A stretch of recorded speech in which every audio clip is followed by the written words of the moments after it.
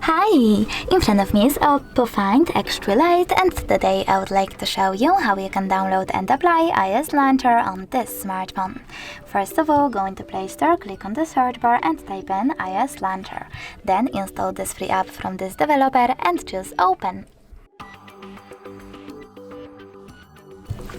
Now wait for the pop-ups to show up, and when they do, choose while using the app and allow.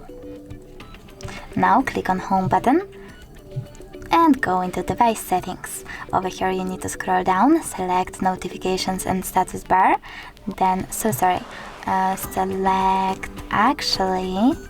App Management, and click on Default Apps. Then choose Home app and tap on iOS Launcher.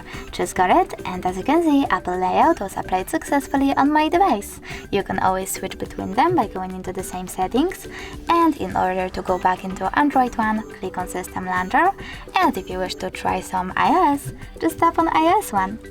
Thanks so much for watching. If you enjoyed this video, leave a like, comment and subscribe. Bye!